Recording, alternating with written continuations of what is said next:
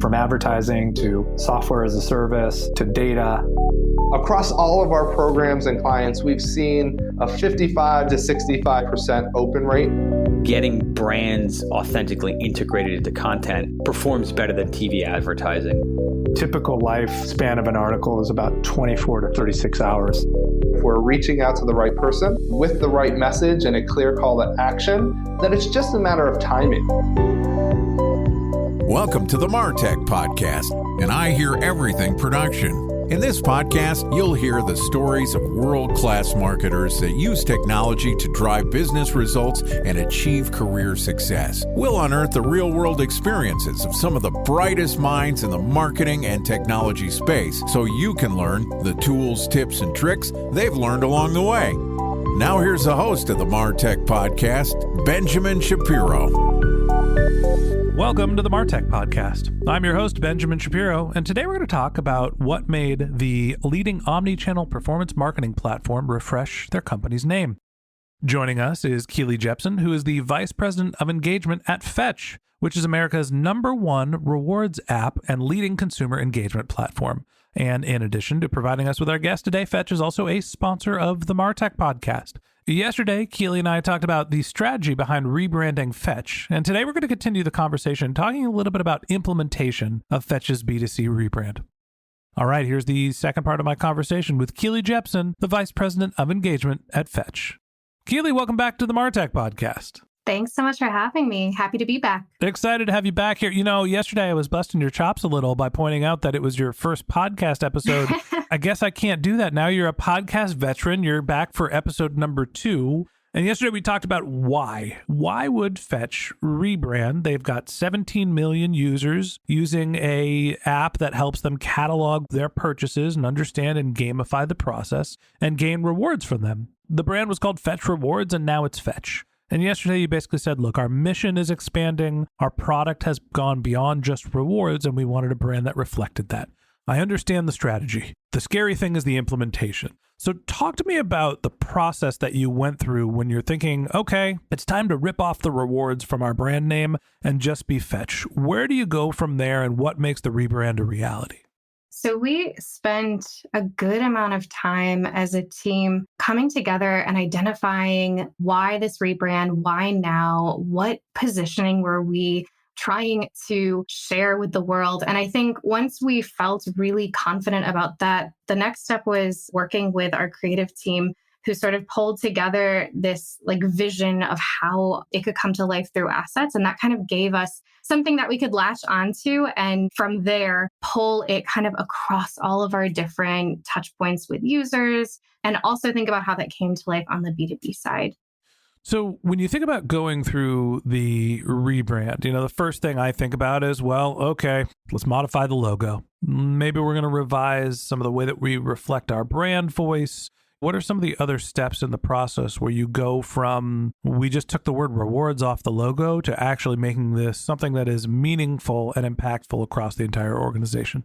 So for us, we had to look at every single asset that users came in touch with. So especially in my world with my team, we're focused on all of our marketing communication. So we had to go through thousands of existing email, push, and in-app messaging and make sure that it all reflected kind of this new identity that we had. It was a huge undertaking, cataloging every single thing that we had and ensuring that it had evolved to these new standards that we had set for ourselves.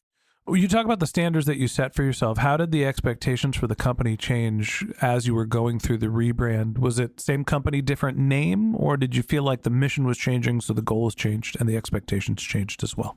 I think it was a more intentional expression of something that had already been evolving over time. I talked a lot yesterday about how it was really our evolving product and the new feature sets and how that was evolving the way that users were engaging with our app on a daily basis. That was the forcing function that had us thinking about who we were as a company and the reason we needed to evolve. So I think that the rebrand was something that just helped us better articulate who we were and where we needed to go.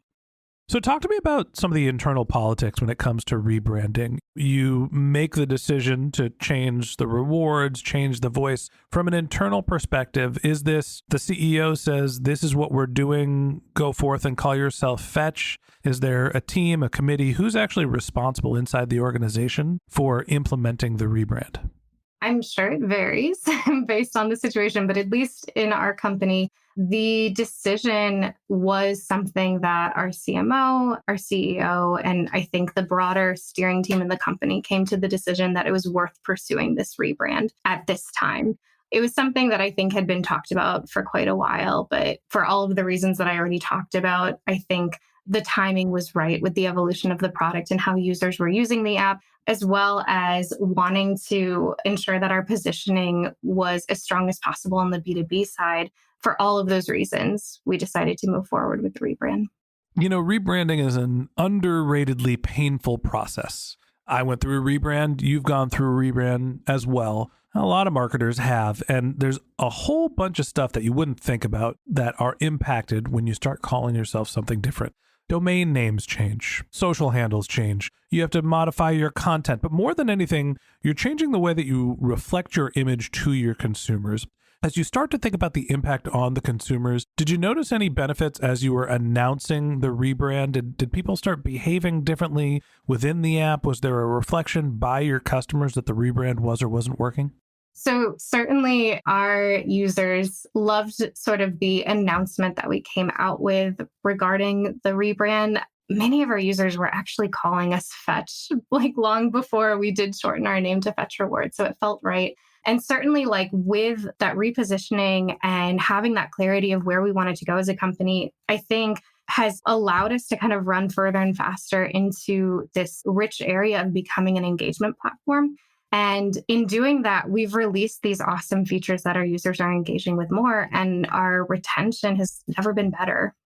Rebrand is not just a changing of your logo. It's a changing of the way that you talk about yourself. It's a changing of the way that you focus and reposition your company in the eyes of your consumer. And making that announcement to the world is something that can be very impactful and also very easily botched. And that's what we're going to talk about tomorrow. And that wraps up this episode of the MarTech Podcast. Thanks for listening to my conversation with Keely Jeppson, the Vice President of Engagement at Fetch. Join us again tomorrow when we wrap up our conversation talking about how the star of Mean Girls helped Fetch rebrand. If you can't wait till our next episode and you'd like to learn more about Keely, you can find a link to her LinkedIn profile in our show notes, or you could visit her company's website, which is fetch.com.